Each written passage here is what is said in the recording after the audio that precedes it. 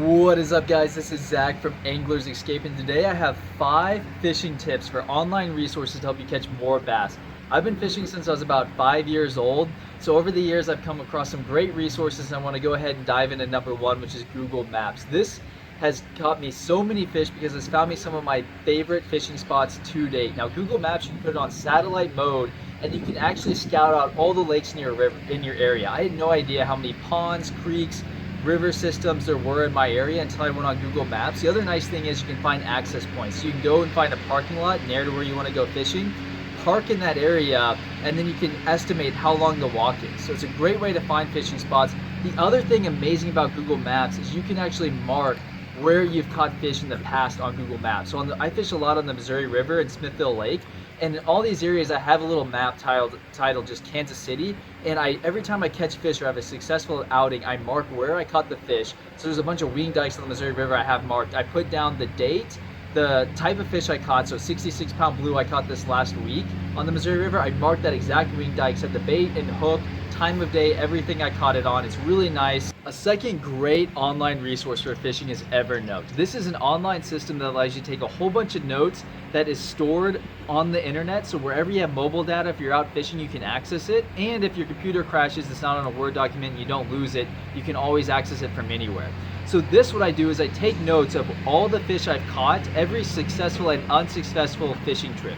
So let's say in March I go fishing 5 times and 2 of them were unsuccessful, 3 I had a lot of luck.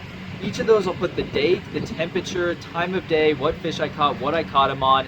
And then in preceding years I can go back and look at, like, now I'm going back to 2019, it's now late April, and I'm going back to 2019 in April and seeing what I had luck on. I'm like, oh, I tried these 2 ponds out, caught nothing, but then I went to this pond and just absolutely slayed the bass on a square-billed crankbait. And then I'm going back there a year later on similar conditions. I'm trying to match it to the conditions I had a year ago, and I'm catching fish again. So it's really helped me over the years to hone in on the fish and save a lot of time by making notes on every successful and unsuccessful fishing trip.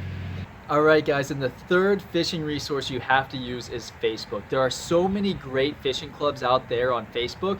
For instance, in Kansas City, there's a Smithville Lake Fishing Club, there's a catfishing club, there's a bunch of Lee Summit fishing area clubs. I'm about to move to Florida and I found a whole bunch of fishing groups to join down there, but people are constantly posting their catches, pictures, what they're catching them on. Tons of great information. I recently found out the crappie are spawning on Smithville Lake because the Smithville Lake thread is just blowing up with people posting pictures of fish they're catching off the bank during the crappie spawn. So get on Facebook, type in Catfish Fishing Clubs Kansas City or whatever city you're in, or just fishing clubs X city or X town, X county, X state. There's plenty of them out there with great information. The fourth tip I have for you guys is to use phone apps for fishing. So there's some great apps like Fishbrain and Fishidy where you can find local forecasts, you can find the tide levels, the moon phases, the weather. A lot of times they have good maps of lakes. Sometimes you can even get additional versions where you pay a little bit. Most of them start out free, but you can pay for versions where you can actually find depth charts of the lake, which are pretty nice.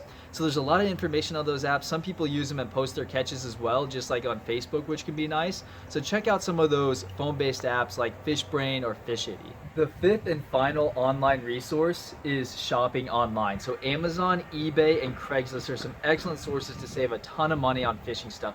For instance, this boat right here I got off Craigslist, the motor, the trailer, everything for about $1,000. I bought it about 7 years ago. I could probably sell it for that today, which is really nice. I also get all my fishing weights poured from local people for about $2 a pound.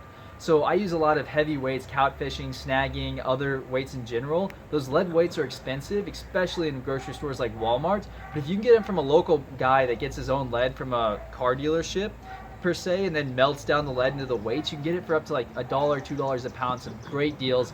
The other thing is eBay. I found lots of great fishing hooks. Got a 50-pack of 10-aught circle hooks for about $12 a few years ago. I can put some links in the video description to some great eBay and Amazon buys. Amazon also sells some really cheap hooks. I got 500 trout hooks for under $10 a couple years ago, and basically a lifetime supply. So there's some really good high quality stuff. I get my braided fishing line and get 1,000 meters for like $20 of high pound test braid line, which is more than enough to last me a decade probably. So there's some great deals out there. I'll put some of the deals for some fishing line hooks in the video description from Amazon and eBay. Also check out your local Craigslist. But as always guys, I hope this puts you onto more fish and you enjoyed this video, and best of luck fishing.